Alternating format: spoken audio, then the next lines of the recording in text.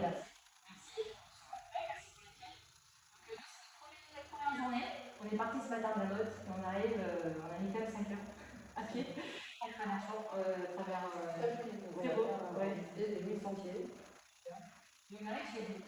Et on Figuières, déjà, ça fait combien de temps que vous êtes le maire de Figuières? Ça fait 36 ans. 36 ans. Oui, ça ne me rajeunit pas, mais je n'ai pas vu le temps passer. Donc vous connaissez bien votre village. Oui. Alors, quels sont un petit peu, en quelques mots, les grands faits historiques de Figuières? Alors, Figuières, Figanera, figue noire. Le nom de Figuières. Figuières, le village n'était pas le point central. Il y avait 7 hameaux. Et lorsqu'il y a eu la peste, les pestiférés sont restés dans les hameaux. Et à Figuières, ils se sont encerclés, on va dire, et ils se sont sauvés comme cela. Donc c'est pour cela que maintenant le village est ici. Nous avons une source millénaire, qui est la source de la Fondier, qui à l'heure actuelle débite 3922 mètres cubes pour le domestique et 300 mètres cubes pour les 4 fontaines qui sont ouvertes toute l'année. Les fontaines qui sont là. Les fontaines, tout le long de la route principale du village, là, où de nombreuses personnes viennent pour boire, pour arroser les plantes dans le village, pour donner à boire aux animaux aussi, parce qu'ils arrivent avec leurs bonbonnes et leurs petites raioles et leurs remorques. Voilà, alors ça c'est la base de Figuières. Après, nous avons 2802 hectares et nous sommes pratiquement 2900 habitants. Figuières est un village urbain. C'est un mot que vous ne trouverez pas dans le dictionnaire. C'est un mot du préfet Videlaine il y a quelques années, 2017, qui est quand il est venu inaugurer la crèche qui avait quand même 32 ans à l'époque. On a fait une nouvelle crèche. Et il a dit, vous êtes dans un village urbain parce que vous avez tout du rural et une grande partie de l'urbain. Et moi j'ai trouvé que c'était formidable parce qu'on a beaucoup d'équipements. Le collège, le terrain multisport, un auditorium de 193 places sonorisé, climatisé et régie lumière. Et on a aussi un gymnase de 1800 mètres carrés avec gradin. C'est rare. Et il y a un tournoi de judo tous les ans et il y a 2400 personnes qui passent. Donc c'est un peu l'attrait touristique de Figuières. Après nous avons ici on n'a que le soleil, que personne n'a payé à l'heure actuelle, mais que tout le monde veut. Et puis la ville. Donc on a cherché à garder ceux qui venaient pour. Donc on a fait un parcours du patrimoine. Il y a un parcours du patrimoine qui. Le parcours du patrimoine, le parcours de l'eau que nous avons fait, débute au bar du Caou. Et là vous faites.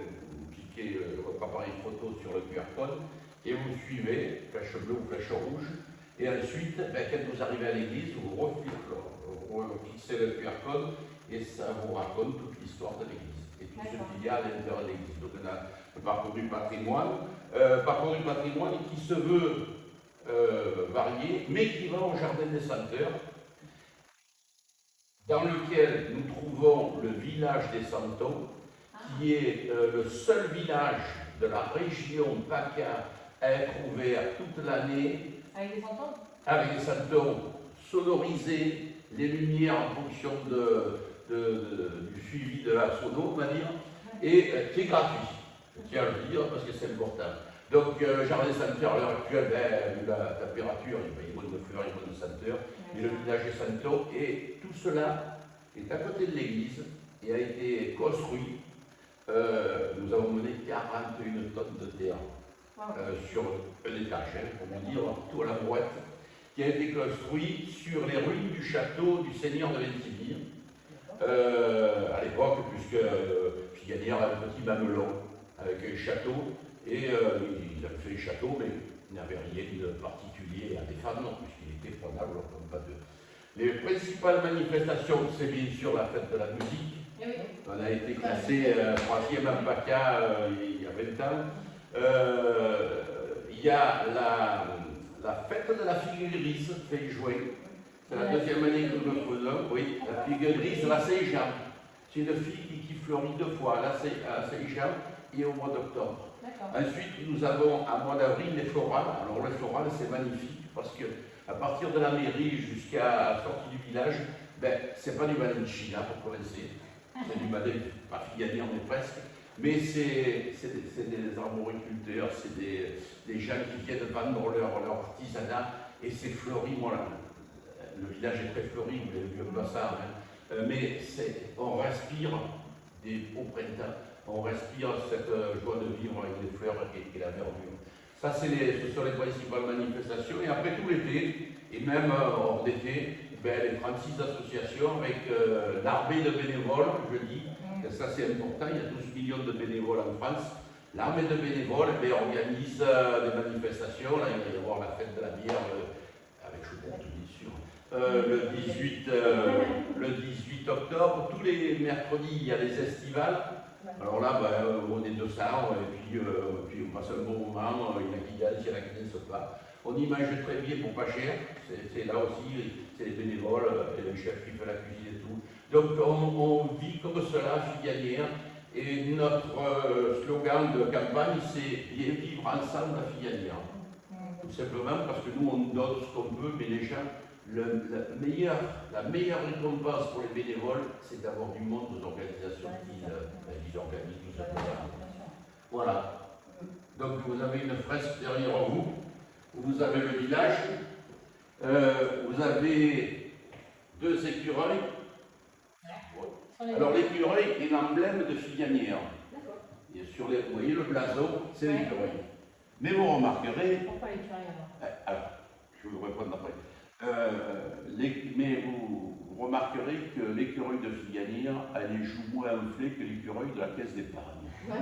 Et pourquoi l'écureuil? Alors, de ce qu'on a pu chercher dans les héraldiques et tout, après la Révolution, ils ont créé les communes. Donc il y a plus de 200 ans. Et ils ont demandé à chaque commune, il y avait beaucoup plus de communes qu'il y a à l'heure actuelle, de faire un blason, d'établir un blason. Et ce blason devait reproduire un peu ce que ça représentait. Donc vous avez beaucoup de blasons de communes où il y a un château par exemple. Okay. Il y a un château. Et il y a un certain nombre de communes qui n'ont pas répondu.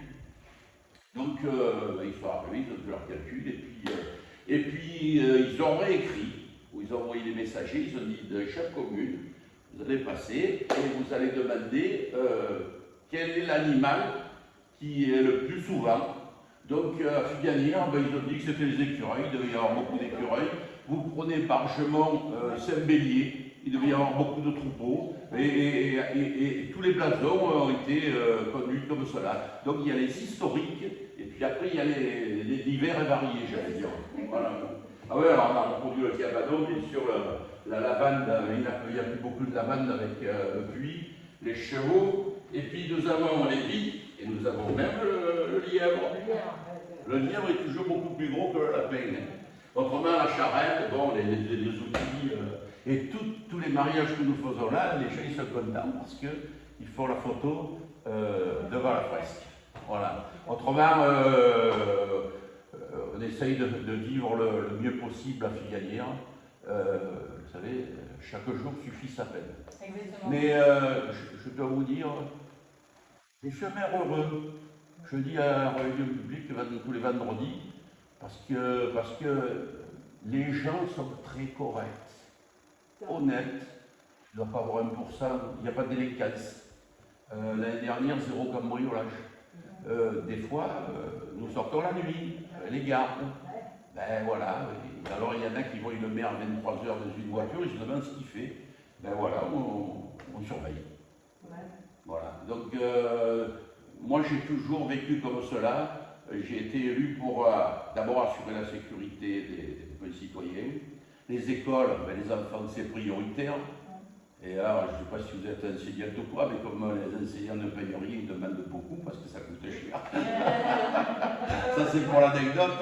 Mais on ne le regrette pas. On ne le regrette pas parce que je dis toujours, il y a l'éducation parentale, il y a l'éducation nationale.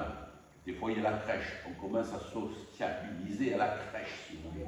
Et à l'école, on se sociabilise, on vit en collectivité avec des enfants du même âge.